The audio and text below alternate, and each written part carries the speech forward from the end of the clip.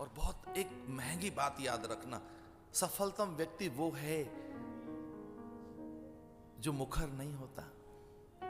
तो अत्यंत सफलतम व्यक्ति की एक ही पहचान है कि उसके अधरों पर मुस्कान और पूरे मुखमंडल पर एक सहज, स्वाभाविक, नैसर्गिक, प्राकृतिक मौन रहता है।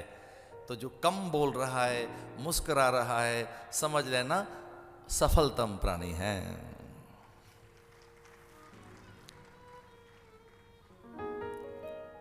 जो अधिक बोल रहा है, जो बहुत चपल है, बहुत मुखर है, जो बहुत वाचाल है,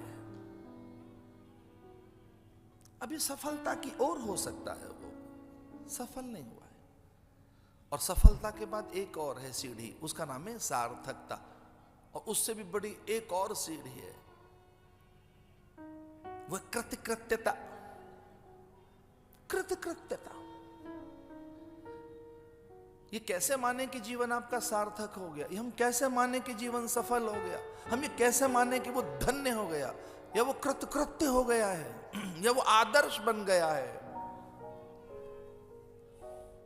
और वो आपके संवाद से पता लगेगा। ये ध्यान रहे, मनुष्य में स्वाभाविक मुखरता है, इसलिए उसे बोलने का अवसर दो और आप उसे सुने। एक कठिनाई इस युग की यह है कि हम किसी को सुनना नहीं चाहते। ये युग ऐसा आया है जिसमें बहुत बोला जा रहा है, बहुत लिखा जा रहा है, जो अत्यंत प्रतिक्रियावादी युग है।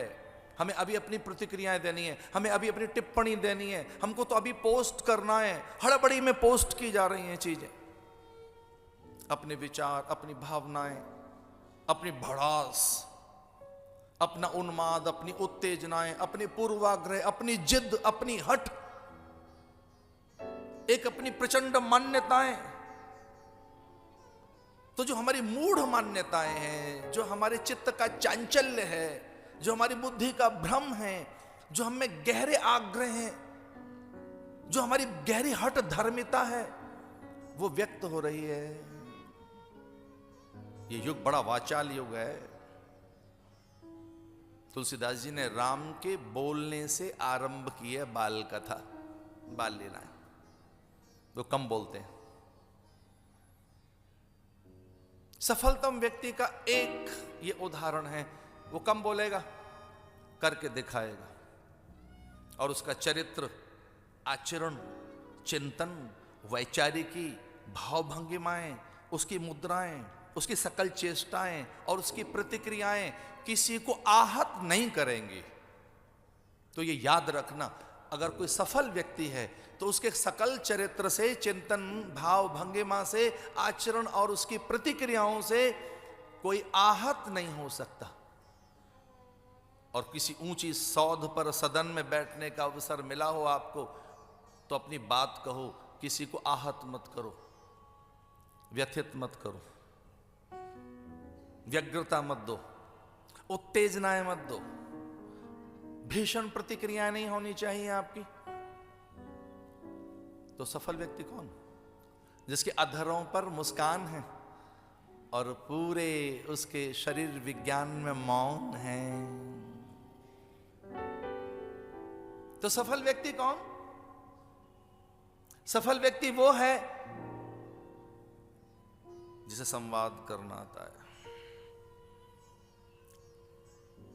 बोलना जिसे आता है। वेद बड़ी सुंदर सी बात कहता है, मधुवाता रेतायते मधुक्षरंति सिंधव। संवाद करना सीखो, बोलना सीखो। और बोलना कोई कला नहीं है, यह आपका अध्ययन है जो बाहर निकल कर आया। जब आप बोल रहे हैं तो आपका अध्ययन, चिंतन, मान्यताएं, आपके संस्कार, आपकी कुल परंपरा, गुरु परंपरा, सबके सब आपके संवादों से प्रदर्शित होते हैं। बहुत पहले गुरुकुल के विद्यार्थी से उसके उच्चारण से पता लग जाता किस गुरुकुल का बालक है, उसके शब्द से पता लग जाता मीमांसक है, वैयाकरण है, सांख्यवादी है। ये कौन है? योगी है। बोलने से। तो जरा एक छोटी सी बात और कहूंगा, जब भी बोलिए वक्त पर बोलिए, जब भी बोलिए वक्त पर बोलिए, मुद्दतों सोचिए, मुक्तसर बोलिए। हम मनुष्यों को एक काम सीखना चाहिए और वह है संवाद। हमको बोलना सीखना चाहिए कि कैसे बोलें, और अब तक नहीं सीखा है तो अब सीखें। ये बोलना आना चाहिए हमको, उनमें तल्खी ना हो, भीषणता ना हो, वो भयकारक ना हो, वो किसी के सम्मान का अपहरण न कर लें, किसी के स्वाभिमान को खंडित न कर दें। आपका बोलना किसी की निजता को चुरा न ले, आपका बोलना किसी की एकाग्रता को खंडित न कर दे, आपका बोलना किसी के भीतर में लघुता, हीनता, दारिद्र्य अथवा तुच्छता पैदा न कर दे। आपका बोलना किसी को अभयता दे, समाधान दे।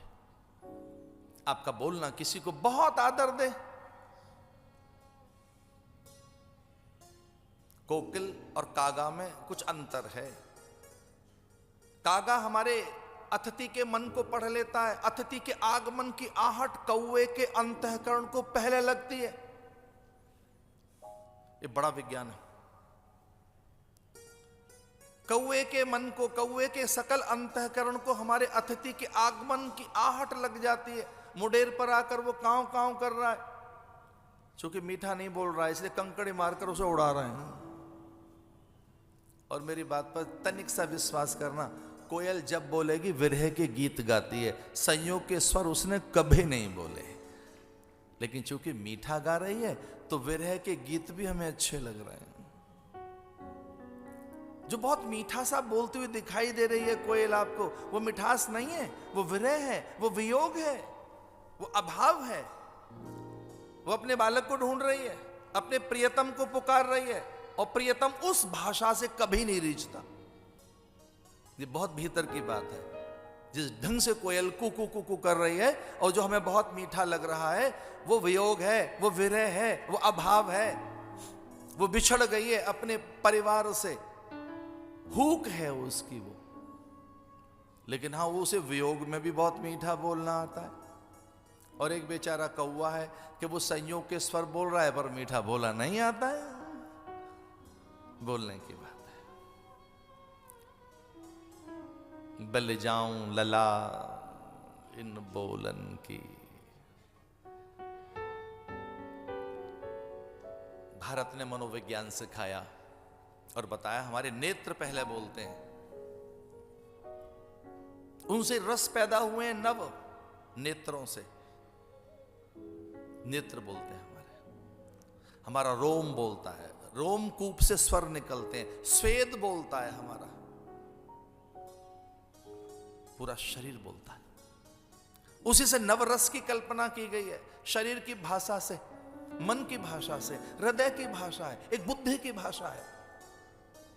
तो एक बड़ा व्यक्तित्व आपने बनाना, और व्यक्तित्व भी चार प्रकार के हैं। एक है जड़ व्यक्तित्व, ये भौतिकीय व्यक्तित्व, जिसमें आपकी चिबुक, हनु, कपोल, वर्ण, आकृति, देह कांति, आपके नख, आपके केश, आपके वस्त्र आभूषण, एक ये बाहर का व्यक्तित्व है। लेकिन जैसे आप बोलने लगेंगे ये गौण हो जाएगा।